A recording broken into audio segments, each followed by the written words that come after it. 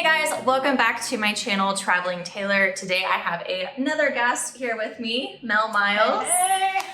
We met here in Mexico, and I'm really excited for her to share her teachings and her experiences with all of us today. I think you're really gonna like it. So, just a little about her. Mel Miles is the emerging millennial leader on rest, self-care, and creating space in your life so your soul can breathe.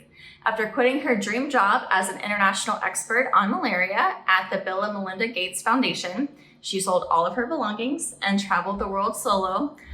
And it was here, while she was doing that, that she founded Soulcation, which is a company that helps fellow hustlers, perfectionists, and world changers develop regular self-care routines that revive the soul.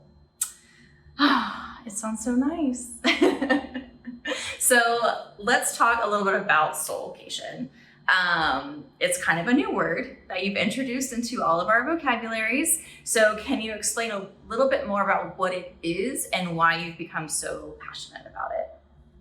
Absolutely. And thank you for having me, Taylor. You're welcome. So I am a scientist and I want to jump right to the definition of Soulcation, but I have created it as a lifestyle, as a way of being, as an essence that is all about choosing yourself and creating space for rest, play, and pleasure while doing things that matter the most for you. So there is so much flexibility for people to enter into Soulcation and design it on their own terms. And I create retreats, I coach people, I write about the concept of Soulcation as life design. So it is in my invitation is that everyone wants a Soulcation, right? Mm-hmm. We all want to go on vacation, but sometimes, and I know a lot of people following your work are either nomads or considering being nomads, and we all like the concept of vacation, but we can check out, we can, drink on a beach and watch Netflix in a resort, but then we go back to our life Monday morning, hating our boss, feeling overwhelmed, feeling too busy.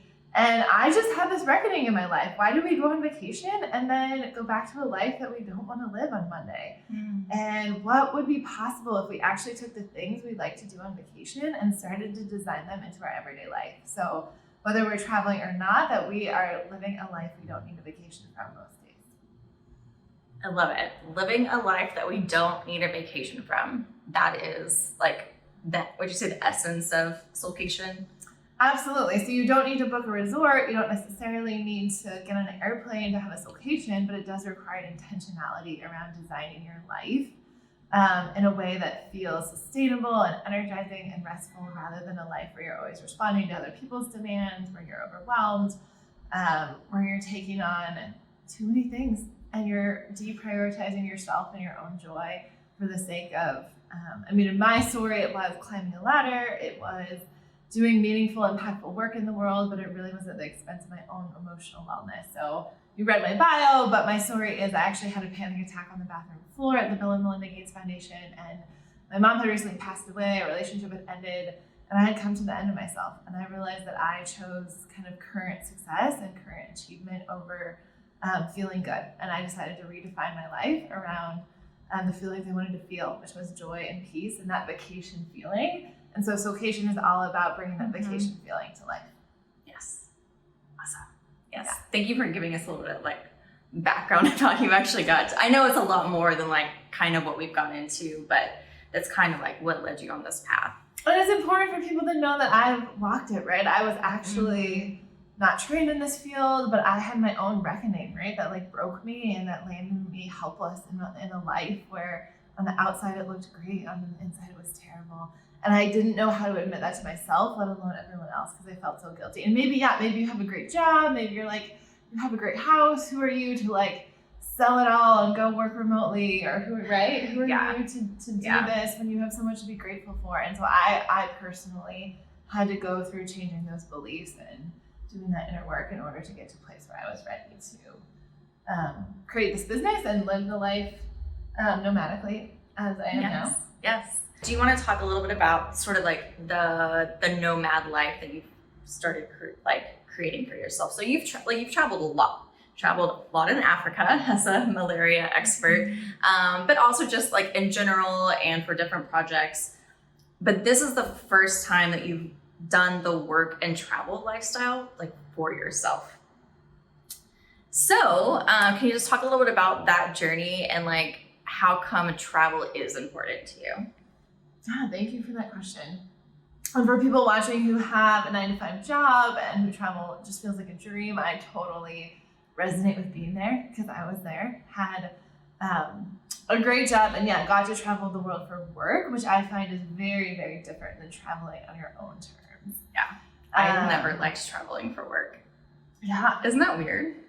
Well, for me it was, right, like I had breakfast meetings, I had dinner meetings, Yeah. I like flew into an airport, took a cab, was in an airport hotel, left without really seeing the culture. Yeah, and yeah, you're not in charge of your own schedule when you travel, like for work. Yeah.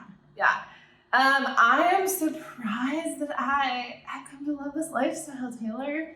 And I'll say the way I've landed here is through grand experimentation. So I didn't know if I would like it or not. Mm-hmm. And it felt like such a big risk to kind of like switch up so many things in my career and life. And the only way I was willing to do it is because I was a scientist and I was like, I'll just take a year and experiment, right? I was like, I will, if this doesn't work out, it's okay, right? I was like, here's my backup plan. I can kind of always go back to this job. And I was like, I'm just going to try it out because I don't want to get to retirement never having tried out this traveling lifestyle. So for me, I took a sabbatical that was my experimentation phase. And I gave myself permission to, do I like traveling to small towns? Do I like traveling to big cities? Do I like artsy towns? Do I like urban towns? Do I like Asia? And it was just, I wrote down questions. Do I like blank while I'm traveling? And I let myself live into the answer. And I ended up going to 12 countries that year. And again, I was writing a book, but I wasn't fully working. So I had that headspace to really notice and observe what I liked and didn't. And so I read this book that I always recommend. It's called Work and Identity. And it's all about, we can never know if we're going to like something beforehand, but all of us are so scared to try that we never do it. Yes. So I did it, and I decided that it felt so good. All of a sudden, I think the physical space helped, but there wasn't like a boss right over me, watching out for me. I was running my own company. I got to live in places that usually I would only go on vacation. And like, this is like my life in Mexico. We were a few blocks from the beach. We spent Saturday at a resort that most people would just go to once a year. And there was so much to celebrate about the lifestyle that I wanted it. So I chose to become a nomad, and I'm an introvert. I do deep work. I realized that I don't like moving around super quickly. So I've been in Mexico for 4 or 5 months now. I appreciate community. So I've invested in travel companies that curate community for me. So I've had to come up with my values to be like, can an introvert who values friendship and community, right? Yeah. Who likes her space and likes being in beach towns, like, is that possible?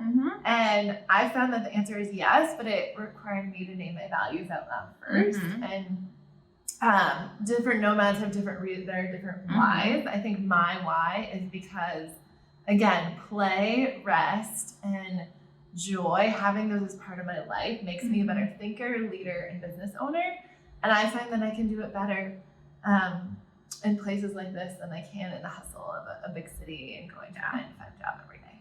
Yeah. Okay, so there's a lot in there that I want to just like point out really fast. One is that there's no right or wrong way to be a digital nomad. Like, that's basically what you're saying. Like, I think it's really important what you said about identifying your values and your goals, and then finding the places or the companies or the people or whatever, the place that you want to be that like helps you live out what those are. So I love that. There's no right or wrong way to do it. And that you experimented. So like that actually parallels my story a little bit too. I got a 1-year visa to New Zealand and I was like, okay, I'm going to go do it. And if I hate it, okay, I tried it. Right? Like I tried it and I didn't hate it. I loved it and I kept doing it. But you're right. I gave myself that permission and that space to do it and try it and not like it. Because you don't know until you actually try something. So those are the two, I mean, you said lots of good things, but those were the two things that I wanted to point out that like, as people who are thinking about becoming digital nomads, I think those two things are really important. Figure out your why and your values, and then don't be afraid to just like try it and do it and see what happens. Can I jump in and say, I think you also have to do the inner work to be able to claim what you want without caring what everyone else thinks. Because it was a big struggle. If someone's watching this that actually has like a big corporate job, the opinions of my boss and other people, the opinions of family, like for me, the actual like financial risk and physical tactics of like getting out on the road wasn't as hard as the like peeling back from everyone else's expectations. So I just want to name that that's really hard and it took me months to do. So kind of validate that feeling and process. But also it's so worth it on the other side. I went through the same thing. Like I told people I was going to New Zealand and I was like, okay, well, what if I come back in 6 months? Will I look like a failure? Or like, what will people think about that? And same, I met a girl towards the end of my New Zealand year who was just getting started. She was from England. She was traveling New Zealand, but she had a visa to work in Sydney. So she was going to Australia and she was like, what am I doing? Like, I can't go home. And after I've told all these people that this is what I'm doing. And I was like, yeah, you can. Like, if you don't like it, if you don't like your job, if you don't like the country you ended up in, it's okay to go back home and say, you know what? That wasn't for me. And like, move on. It doesn't, we put extra pressure on ourselves about what we think people might think about us, but it doesn't actually matter. Yes, but you do have to like do the work to get through it because it's definitely there. So let's talk a little bit about your transition. So you had this like 9-to-5 office job, like you traveled a lot for work, but it was mainly you were in one city, demanding job, and then you moved into or transitioned into this like remote work life. So can you talk a little bit about that journey and then what you teach in Soulcation that can help people through going through that remote work transition? It was hard. Yeah, I ended up having to give myself a runway because I quit my job without exactly knowing the business I was going to create next. And that was just important for me because it was such a big job. I didn't have the time and energy to really like do any design work for the future. But I took the skills I had. I was a malaria expert. I knew something about foundations and managing wealth, and I knew something about the global health context. And I started emailing my network and saying I was available for consulting. And those relationships and those people have birthed business that has literally kept me busy and more than busy up until this point. And so I didn't set out like, I'm going to start my own business and here's the strategy and business plan. It was almost like it was the need. Like I needed to generate income remotely. And the one thing I had was my relationships and my connection, even though I didn't have a business structure or a business model. And so I was like, well, that's where I'm going to start with my relationships and connections. And that has served me so well. And I will say the actual time management was easy because I'm so much more productive. Like when I'm working in great cafes and I'm not just like sitting at a desk killing time and I'm not like in useless meetings, I got my time back. So in some ways as an employee, I have been creating and birthing and producing and making excellent decisions and offering products to the world that I never could have when I was at my job. Because they actually did a study in the UK. The average UK employee works like 3.75 productive hours a day, and I totally believe it. Yeah. So Me too. It's a trade-off, right? Yeah. Like you can be in that churn of like a 9-to-5 job, but like I was like, I actually value mission-driven work and productivity, and have found when I can manage my work around my energy, and I'm a female, I literally like manage work around my menstrual cycle. I manage work around like when I have the most like clarity in my mind during the day. I manage work based on like when I do what in terms of emails and deep writing, and when I turn like my messages off. Like that control actually makes you a better contributor and a better employee, or like burst better ideas. So to me, it's not a trade-off because there've been so many benefits of working on the road. So one thing, and I kind of went through this too, was like, I was always told like, okay, you have to be, I actually worked 8:30 to 5:30. That was like my work schedule. I always worked more than that, of course, because no one actually has like a 9-to-5 job. But actually learning for myself when are my most productive times, and learning to give myself permission when I'm not being productive, even though it's like working hours, to like take a break. Like, I think those are kind of the things that transition is a little bit of struggle to learn, because we're so ingrained in like, okay, these are working hours, this is what I work. But yeah, I mean, there are some days where I don't get started till 10 because like my brain is still just like not on and functioning yet. And then there are some days where I might take a break from like 2 to 5, and then maybe I'll work from 5 to 7 because that's feeling like better for me. So yeah, do you remember like figuring those things out? Like, did you know them ahead of time, or was it a process? It was definitely a process. And for me, I went from a place of burnout where I was working like 60 plus hours a week and traveling. So I didn't actually have the mental space for like good decisions. So there was like and that's like my audience and who I serve with Soulcation are these people that have been really successful in their career, and they're so addicted to the dopamine loop of answering another email and doing another thing, even if it's not like in the greatest service of their mission. And so I actually have studied and researched and obviously personally experienced the power of rest in productivity. And so yeah, I took a nap at 2:00 today for half an hour.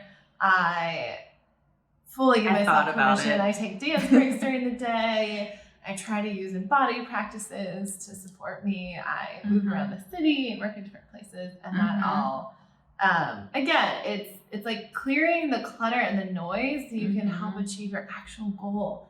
And that's what matters. And the how you can give yourself permission to do it so many different ways. Yeah. Okay, so I want to talk about something that you've created that's super cool. And it's the Soulcation Planner. Do you want to show everybody? It made it to Mexico. It made it to. Oh, so I had to get on the airplane. That's right. The US. Okay, so you launched the Soulcation Planner this year. And it takes you from living with stress, burnout, and overwhelm to living with joy, play, and rest, which is exactly what Soulcation's about. So what does that look like from a practical standpoint? Like, what does the planner like walk you through and teach you? And then where can people find it if they're interested in getting one? I'm pulling up a daily page. I don't know if you're going to be able to see this, but there's a free... The camera's over there. You can try. There you go.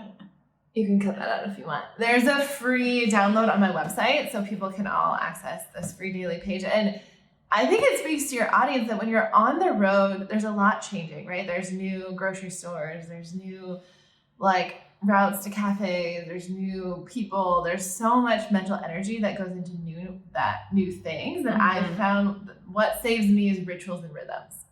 And so this planner is built on how do you think about rituals and rhythms in your life that you can do every day, no matter where you are in the world. And for me, so this planner is both a curriculum, like life design curriculum. It takes you through my 8-step soulful process. But it also, so it's a 16-week planner, and it has also like a full daily page for you to, I say it's turn inward, turn outward, and turn towards joy. So there's a place for your morning routine and morning rituals. So naming feelings every day, having a morning soul care routine. There's space to prioritize your top 3 tasks every day. And I find that people that are burned out or emotionally overwhelmed, it's because they actually haven't defined what's realistic to achieve in a given day. So I believe in my work life, I do 3 things a day. And I believe that we actually usually can't do much more than that.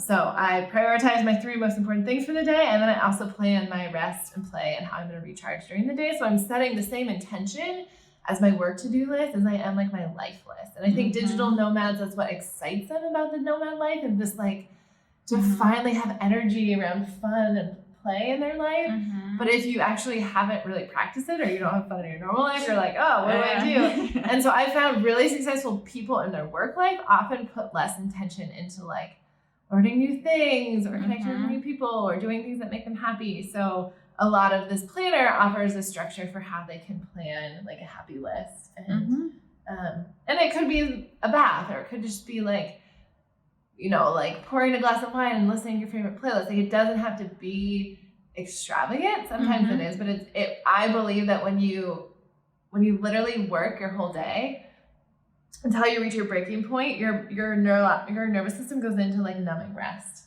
And so you just numb out rather than the restorative rest that makes you feel good. And we all become digital nomads to do more and more of what makes us feel good, but we actually don't have access to that unless we put intention around it. So that's what the planner is. It's available, at my website, melodymiles.com/planner.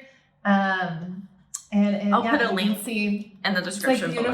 Obviously beautifully designed. And, for women specifically. Perfect. And is there anything else that so like this launched this year, which is like super exciting, but do you have anything else like coming up this year that people can check you out at, or if they want to learn more about Soulcation in their life, they could get some more resources? Yeah, well, at first, the free planning page is a great way to start. You can download that on my website. And then I also have a podcast, Soulcation with Bill Miles, and I interview experts in the space of wellness and self-care and just thought leaders that are looking at a lot of the research around the mind-body connection, because that's something that's really interesting to me. So I would love for you to listen and subscribe. But I also do coaching, and I'm planning a retreat once the world opens back up. So my business is, I value one-on-one connection. So I work with a very few number of individuals in a deep way. So that's an offering that I will always have, and people can find more about that on my website. And you mentioned you're writing. Writing a book. Yeah, when will your book come out? This is also fun for anyone who's considering the remote life. It gives you the ability to also pursue passion projects. So for me, ever since I was a little girl, I've wanted to write a book. And it's always been that big, scary thing, like maybe I'll do it, but it's hard and I don't know how. And I've found the nomadic life has allowed me to finally like pursue that thing I was scared to pursue and have the time to do it. So I'm doing it, and books are It's a large project. It's a large project. So once an author finishes the book, it's an 18-month runway that publishing houses have to publication. So it'll be a little while. It'll be a little while, but I have. But you got the podcast in the meantime. Yeah, I'm halfway through. I'm writing every morning here in my house in Mexico, and believe in. Yeah, Mexico has just been. We're in COVID. I don't know when this video is being released, but it's a simple life. But it also has given me clarity on what's most important. So I'm spending a lot of time in community with traveling Taylor at the beach and writing my book. Yes. And do you have any other like final advice or words or something maybe we didn't cover that you'd like to say? My friend Abby, who is also an executive at the Gates Foundation, she once told me when I was considering whether to quit, she was like, Melody, just leap and the net will appear. And I was like, that's easy for you to say. But I'm on the other side to say it's true. Like, if you feel this rumbling, this sense of intuition, this desire, like so many of us are conditioned to ignore our desires. And if you just have this rumbling, that's just something you want to do, I'd say like go buy Taylor's course, consider it, see if you can like even just take a month or two sabbatical and experiment like I did. It's like, don't let all the other voices and noise in the world drown out the voice of your own soul, which I think is the one that's going to know what's right for you and is going to know what you should do. I love it. So I'll put the link down to your website and to the planner down below, as well as your Instagram and other places that people can find you. But if you search Soulcation, that should be a pretty easy way to do it. Thank you so much for hanging out with me. I loved it, and I really hope that you guys got a lot out of this as well. Thank you for joining me weekly. I am a traveling tailor, and I will see you next week. Bye, See you later. everyone.